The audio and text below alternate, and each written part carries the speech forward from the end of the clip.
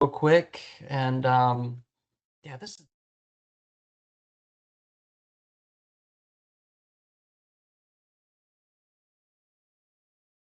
record the Q&A because not everyone is comfortable with recording. We are a nonprofit and we believe in giving back $0 to any member. So these are some quick stats. As of today, we've had 78 sessions, 113 guest speakers, 400 members landing jobs, 3,000 plus members on our LinkedIn account and accounting. So there's no organization as a different guest speaker every Friday to provide different aspects and tips and job searching. I know you guys are part of other groups. I know you guys have seen these other groups. This group is unique in that it offers that on a very regular basis. So with that said, I'm going to introduce our speaker, Andrew Guice. Am I pronouncing your name correctly, Andrew? It's Guice. Guice. Okay. Well, it's one of the two. I was going to guess one, not the other. So Andrew Like Guice. dice. All right. Like dice, but Yeah, there you go. so Andrew helps CIOs and technology leaders execute on AI and digital transformation, IT consulting, and workforce advisor. He's just an awesome sounding guy, and he gave me a little bit of advice earlier today. So I want to welcome Andrew. First, before we get started, can we get the recording started? Recording's already started. Yes. Excellent. Andrew, and your go. Thank you, Crystal. I really appreciate it. And Jimmy, I appreciate you letting me know about this group. What was that, 4 or 5 months ago when you initially told me about Danny and everything y'all had going on here. Really appreciate and really support the mission that y'all are doing. I know the job market out there, the just general sense of everything kind of feels a little bit crazy right now. Something that we're trying to figure out internally. It's something that I know y'all on the front lines of trying to look for new jobs are dealing with on a daily basis. And anything that I can do, my team can do to provide any assistance, provide any clarity, provide any information, we're more than happy to help. Just as a brief overview, my name is Andrew Guice. I've been in the IT staffing technology services industry now for about 10 years. Spent the first 7-8 years of that on the recruiting side of the house. And then, moved over into sales about a year and a half ago, really. And full transparency on this one. When I was asked to do this, I had full intention of coming in and, sitting into some of these groups and hearing what everybody was talking about and kind of getting a lay of the land before actually having to speak to y'all. Unfortunately, the schedule just got absolutely crazy. And when this popped up on my calendar, I was like, oh crap. Okay. We gotta put something together fast. But long story short, I mean, what I've kind of got planned for today, and when I was thinking about this this morning, y'all are gonna kind of get a stream of consciousness mixed with some vulnerability, and then just kind of a free session of any questions y'all want to bounce off somebody in the staffing industry. I'm all ears, and I'll give y'all my transparent point of view of what I'm seeing happening in the market these days. But yeah, a little bit about me. So I'll kind of go into that, out of the gate, and then kind of pivot to what I'm seeing in the market right now. I have a question. Yes, ma'am. Yes. Crystal, can you give Andrew control? I don't know if I can. Okay. Andrew, do you have any slides that you're going to share with us? I do not have any slides. Okay. All right. But I do have a question. one of the things that I would like to know is Mhm. what are from what you're seeing, what is it that the companies are really looking for from the candidates? In other words, are they really looking for candidates to have AI experience, to have AI training, regardless of what industry the job seeker is pursuing?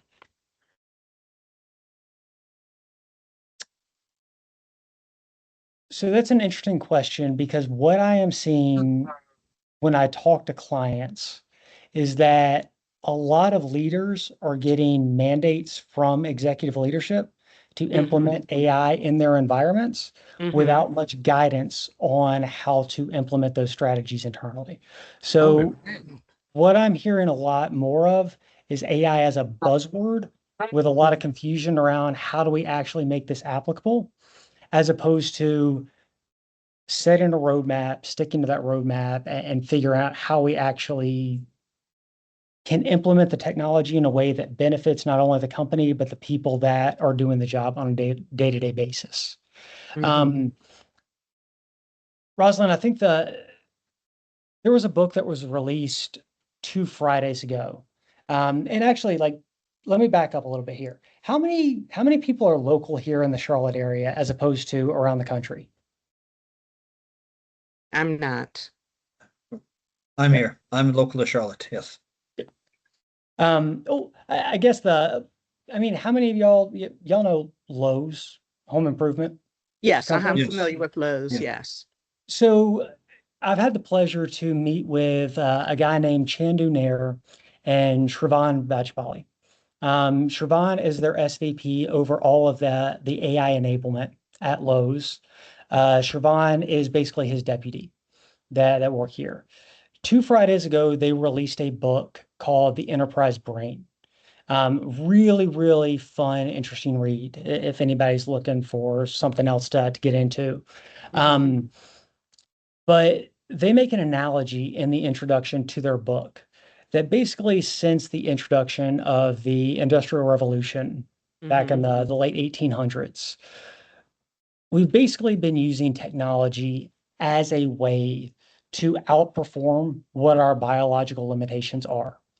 So if you take it all the way back to like 1870 and you're a farmer in the field, at max, as strong as you make that farmer, as strong as you make the horse pulling the plow, as strong as sharp as you make the plow, the maximum output for that farmer is basically going to be 1 to 2 acres of land plowed a day.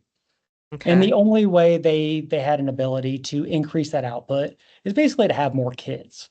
And that was basically like the only thing you can do. So then you start moving into the Industrial Revolution and we start developing machinery that has more strength than our physical bodies have. Start optimizing that strength, so on and so forth. And by the end of, let's call it, 1910, 1920, you're running into a situation where the factory production actually is operating at a very much higher frequency than the back office has to operate, because they're still writing invoices by hand, so on and so forth. So we get to the 1960s and we develop databases, we develop word processing, we develop spreadsheets, basically a way for the back office to catch up with the factory floor's production capacity. So the back office is basically operating with the same augmented capacity that the factory floor is now operating. So everything is moving faster, but that goes in 2 ways. If things are moving in the right direction, they move in the right direction faster. But if they're moving in the wrong direction, they also move in the wrong direction a lot faster. And mistakes happen very, very fast. So what do we do at that point? Then we start developing ERP systems. We start developing CRMs. We basically add a reporting layer on top of this, new capacity that we have the ability to generate.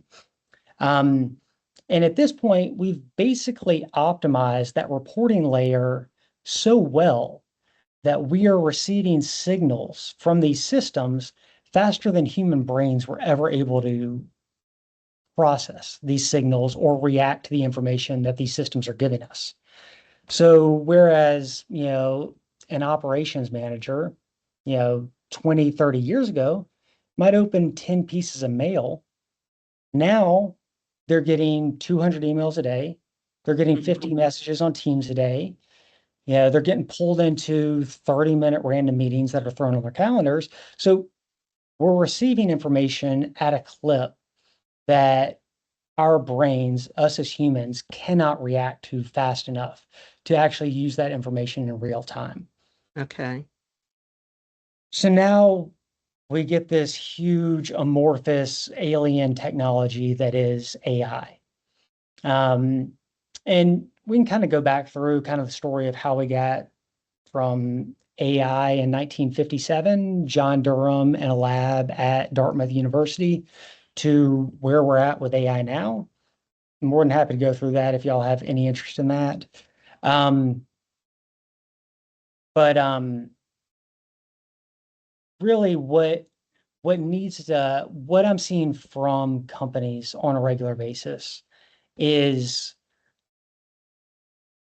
we need to re-architect how companies are structured to use this new technology efficiently, is what I'm seeing more and more.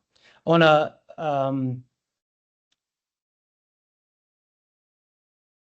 so long story short, Roselyn, to answer your question,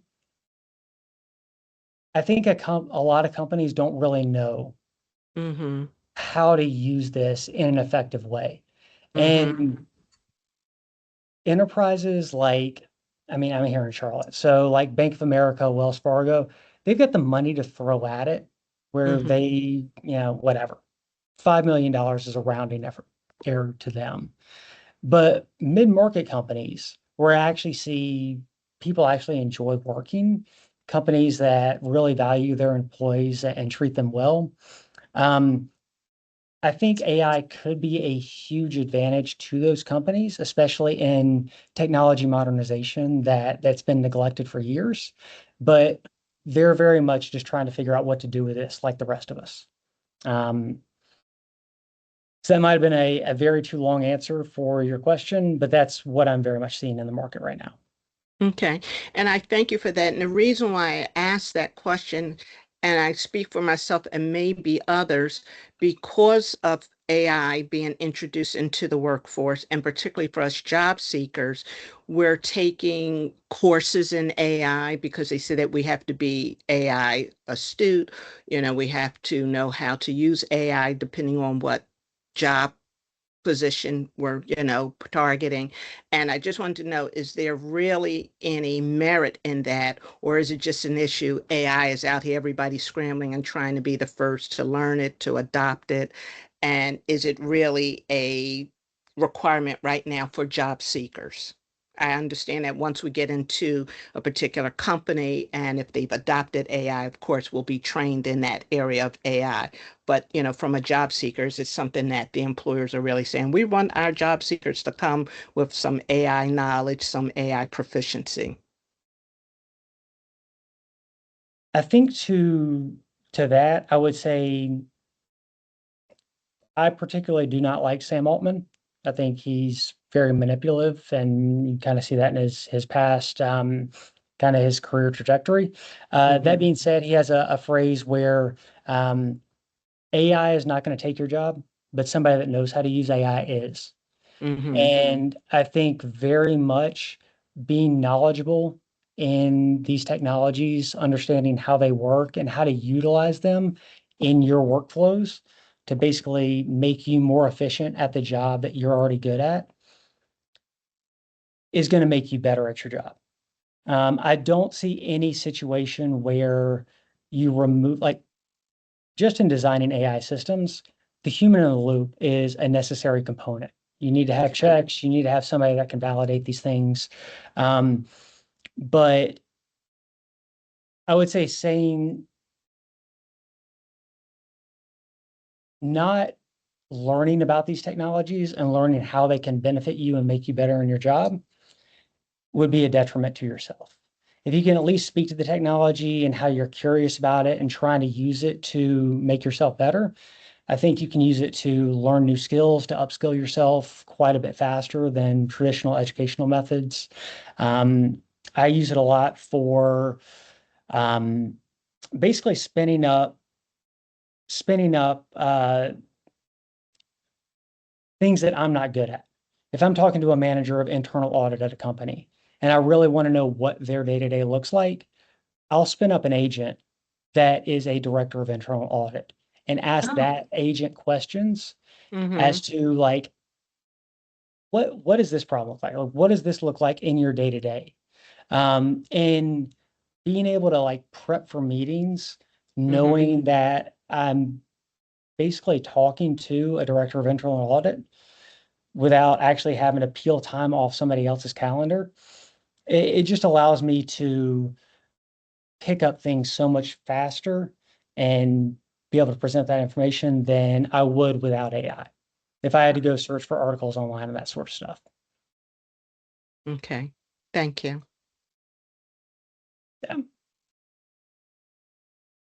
So the way I was going to go about this kind of initially is I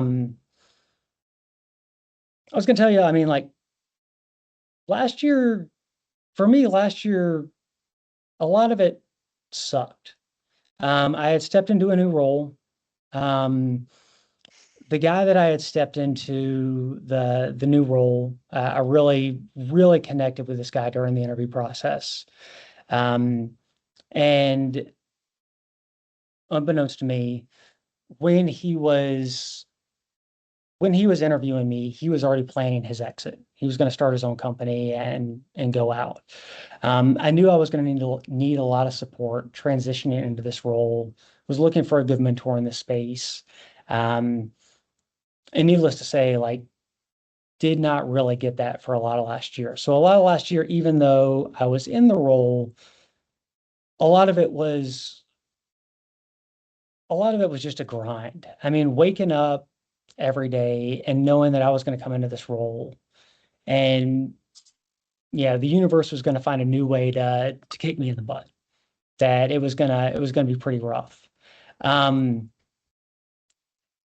That all kind of culminated in July, where I had a meeting with some clients up in the Huntersville area, which is an area just north of Charlotte.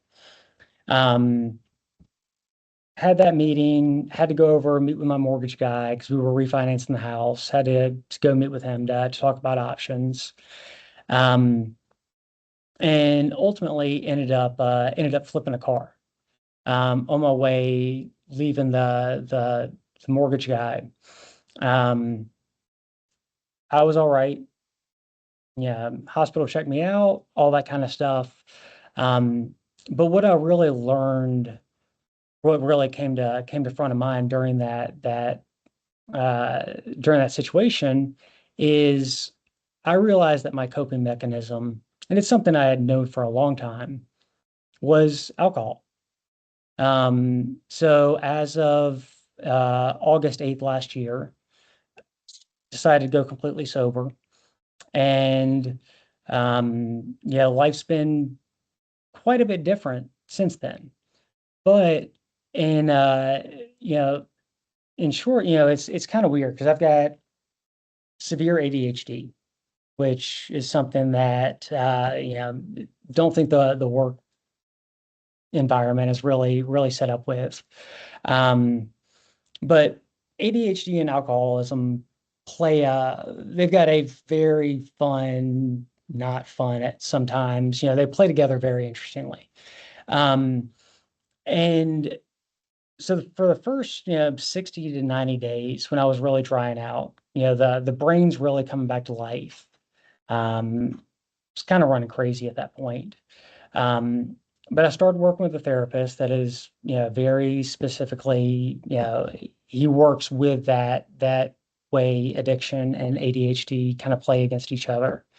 And really started teaching me how my brain works. And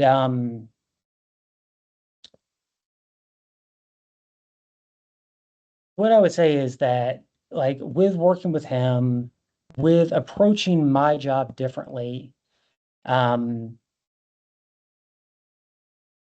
found that I can be a lot more consistent. Show up to meetings. I mean, honestly, when I found out this meeting was on my calendar on Friday, the guy I was 6 months ago would have called, made an excuse, and been freaked out to speak to y'all. Getting into that, you're kind of getting into a world as well where the world just feels crazy right now. I mean, we've got our first trillionaire that doesn't really make sense. He becomes a trillionaire if he puts 1 million people on Mars, and I'm not exactly sure how that works.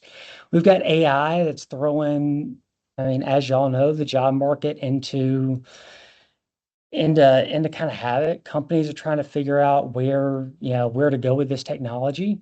I think with a lot of this, I think a lot of people just feel a lot of uncertainty. And I think, with the loneliness epidemic, as we want to call it, and all this, this stuff kind of hanging out in the background, groups like this are really, really important for people to come together, share their struggle, share what they're learning out there, and just kind of use little things that are helping them on a day-to-day basis to see if it might resonate. Who knows? I don't know if I'll say anything here today that'll help anybody out or give anybody something to go forward with. But I just think having safe spaces where you can talk, where we can actually talk about what's going on as opposed to corporate buzzwords and all that kind of stuff, really at least makes people feel like they're not alone when they're kind of going through those tough times.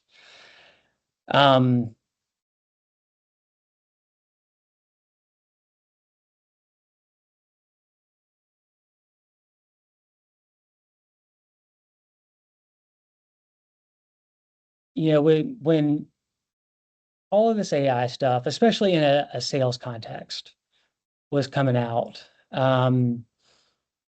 I developed workflows. My entire kind of AI system behind the scenes is built out on Claude. It's kind of the brain behind my operation. I use N8N to build out workflows. I was walking in every morning, basically all of the stuff that I hated about my job. I'm sorry for anybody that's an IT leader on this call. I'm sorry how much people in staffing blow y'all up, so on and so forth. Believe me, as much as y'all hate getting the calls, I hate making the calls. Cold calling is not fun. Shooting mass emails is not fun. Any of that kind of stuff. But I was trying to basically automate all the parts of my job that I did not like. And what that really turned into was a lot of noise put onto existing broken processes and broken systems. And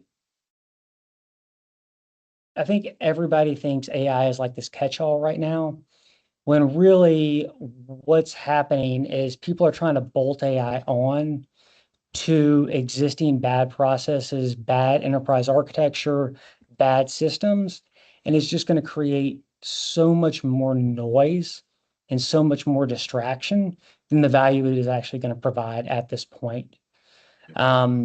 So after kind of going through that 2-3 month experiment of blasting out so many like emails with context and all the stuff that we're supposed to do, that like everybody on LinkedIn that wants to sell you something is trying to do,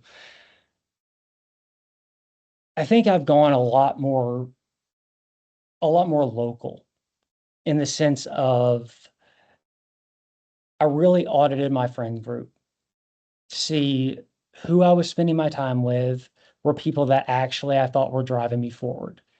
If a person in my life does not have aspirations for me that are bigger or better than myself, aka close family members, really close friends, I really don't need to be listening to them all that much.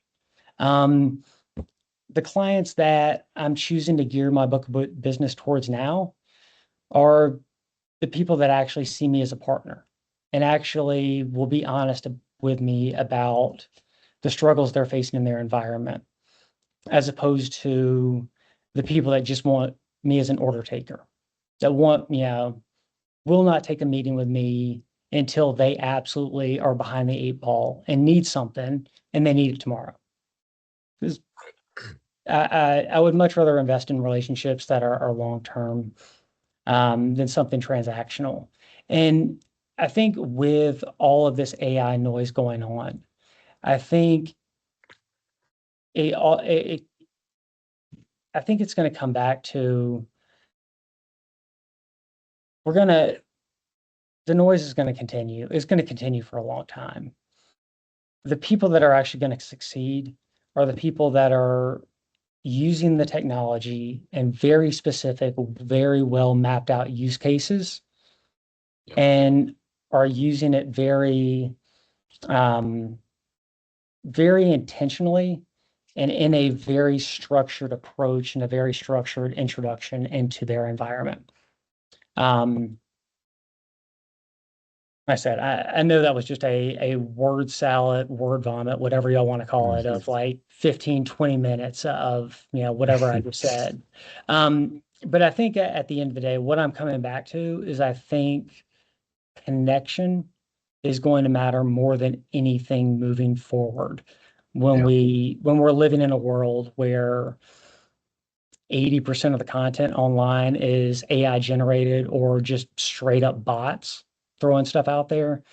I think having those personal connections, having those people you can lean on, having knowing your strengths, your weaknesses, and knowing what you really love, what your purpose is, and what you want to do moving forward, blocking out the noise and focusing on those small things are what are going to bring at least myself more personal meaning and fulfillment than any KPI, any revenue number I'm ever going to generate. Yep. So I don't know exactly what that means to everybody in this group, but that's kind of where my mindset's at right now. Mark, I saw you raise your hand. Yeah. Thanks, Andrew. And I guess if I were to sum up what you just said is why automate a process that doesn't work? That, at least the AI bits, but definitely you're spot on about just connecting to actual human beings and, connecting to actual human beings who are going to be in your corner when you need them. Yeah. I mean, I think I appreciate that. And I think, I think it's all going to come back to, I think you're going to have cheaper automated solutions that might provide more value to a company's bottom line. But I think there's something all of us feel at a core level when the stock market is hitting new highs on a daily basis, yet the cost of living for 99% of Americans is going up on a regular basis. More people are struggling and feel like they're kind of losing ground on a regular basis. I just think there are dichotomies happening from kind of what we're seeing in the news, what we're seeing just kind of in the world, as opposed to what we're feeling on the ground on a day-to-day basis. And I do think there's going to be a significant amount of disruption before anybody figures any of this out. And I think that's just going to be tough on a lot of people. But I think kind of finding, like I said, finding what that purpose is and what really drives you, makes you happy. Dude, I mow my lawn every Saturday. And I swear, I mow my lawn every Saturday. And my thought process is, I kind of wish I could just do this as opposed to just, sitting in, meetings with, different clients and so on and so forth on a regular basis. But, Right. yeah. Let me jump in here really quick. I think Annabelle and Jimmy both had their hands up. Roselyn, I saw you had your hand up, but let me give Annabelle and Jimmy an opportunity. Annabelle, you had a comment, question. No, I just have a comment. Thank you. Thank you for recognizing my hand here. Thank you. I think you're absolutely right. I think right now companies, everybody's just so reactionary to AI. You know, they're like, oh my God, everyone, we're gonna have to, you know, fix the bike and ride the bike all at the same time. And people are kind of just not really taking the time to really think about AI and its challenges, because there are challenges with AI. I think a lot of times people think AI just brings an easy solution, but right now it's still such a new technology where you still have to be that editor. You still have to kind of push back on AI. It's not always 100% correct. So I think the challenge of sometimes when companies say, do you have AI experience? We need AI experience. I feel like sometimes they're such in a reactionary mode, but they're not really thinking, does this person have transferable skills, great judgment skills, great soft skills, such as communication, you know, being able to interact with people at all levels of a corporation to really learn and utilize AI to its best potential. So I think to your point, the challenge is we're so reactionary and we're looking for people who are AI proficient, but at this point, I don't think people are truly AI proficient. We're still trying to figure it out. So I think it's still a challenging environment in that respect. Jimmy.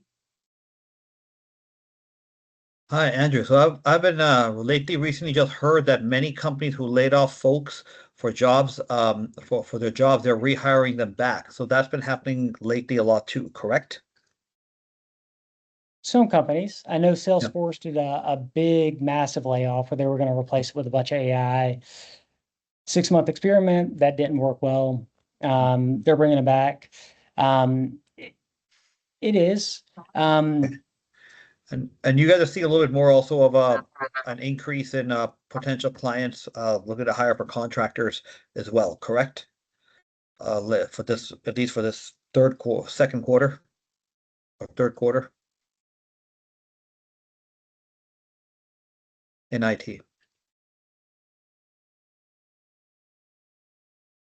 I would say yes and no.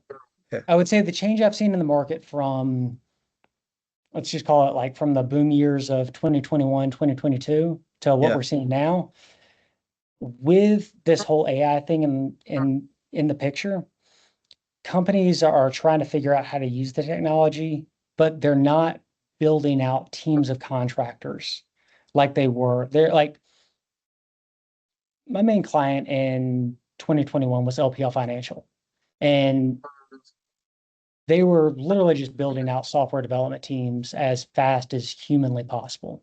They kind of had the same recruiting philosophy as the Marine Corps. If you got 2 arms and a heartbeat, we'll take you. But what we're seeing now, at least you know, from what our team's seeing, is people are using contract as a try before you buy option. So it's usually like a 6-month contract to hire, where they're trying to feel you out and actually see it in the role before they want to bring you in full time. And a lot of it is to plug a very specific need. So it's a backfill where they've lost somebody. They need somebody with a specific experience and a specific technology. And they're looking to kind of fill that gap as opposed to a widespread hiring process of, we just need as many .NET guys, or we need as many Databricks guys as we can. Thank you. Roselyn. Thank you. Andrew, I wanted to know, with the experience that you have in working with the CIOs and the CTOs and the C-suite leaders, I know you may mention that there is a talent gap, or you address those companies that have a AI initiative. what are you seeing is the real talent gap? And as job seekers, what can we do to fill that gap, if anything? It's a great question, Roselyn. I would say what I'm seeing is that gap is I think as we move forward, specific deep domain knowledge is going to be less valuable, because kind of as I was saying earlier, I can spin up a .NET tech lead in 15 seconds on Claude. The skills I'm seeing that are very valuable to companies are people that can work cross-functionally, can work across different departments and talk to different stakeholders. People that have good executive communication skills, that have the ability to storytell very well and send a compelling message. People that do have AI knowledge, that can manage these systems and know how they operate. And then I think a lot of what I'm seeing out there is people that can provide specific expertise in areas that the companies do not have somebody in-house already kind of owning, so to speak. So I think as we move forward, the interpersonal dynamics, how you talk to people, kind of how you're able to deal with conflict, how you're able to prioritize, different stuff hitting your inbox on a regular basis. Those skills are going to become more valuable than somebody that is a very deeply skilled, let's just call it tax accountant for now. But being able to be cross-functional and being able to pivot and adapt to a lot of different situations, I think those are the people that are going to be very valuable in the workforce moving forward. Okay, thank you.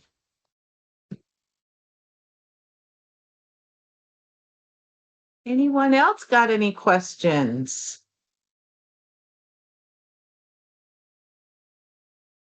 Come on, hey.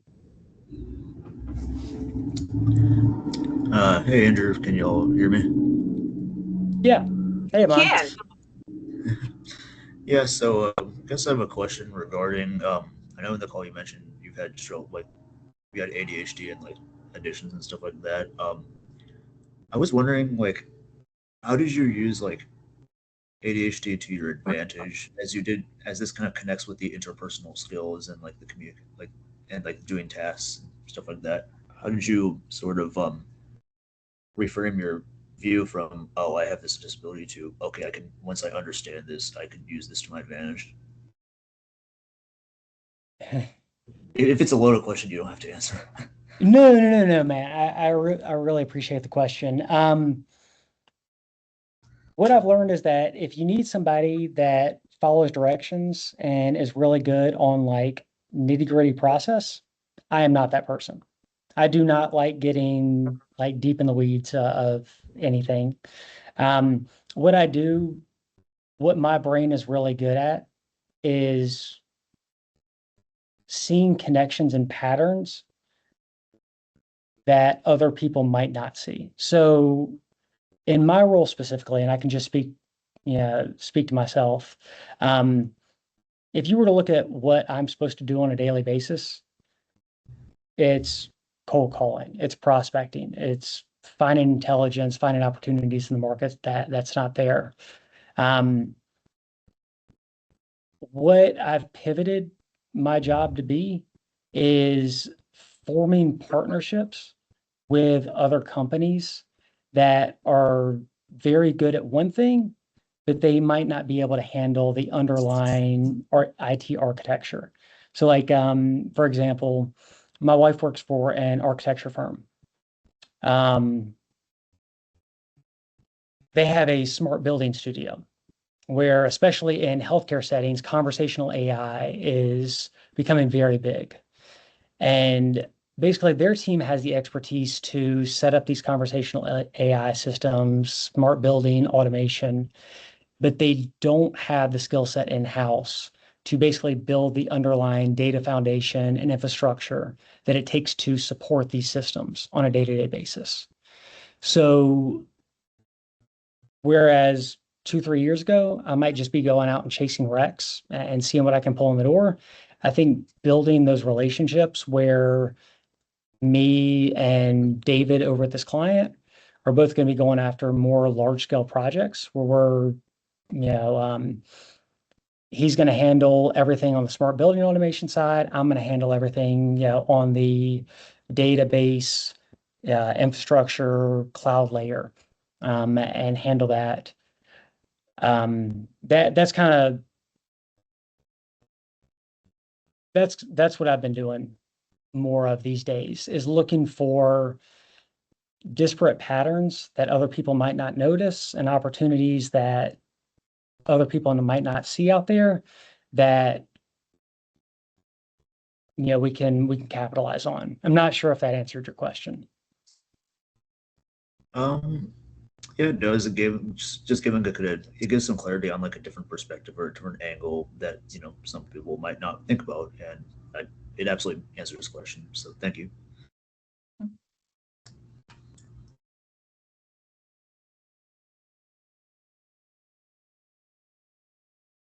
Hi, it's Kim. I just have some general questions about actually your company. Okay. So I see that there's quite a bit, almost 10,000 people that are connected with the company.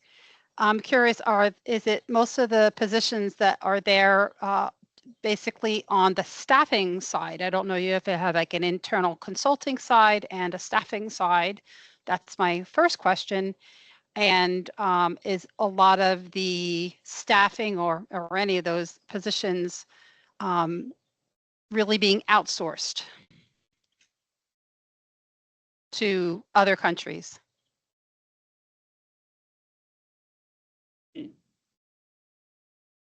Some. So I think to answer your question initially, Cam, so our background is in IT staffing. Mhm. I mean, we started, Manpower started in 1950 something, back in Milwaukee. IT staffing is our bread and butter.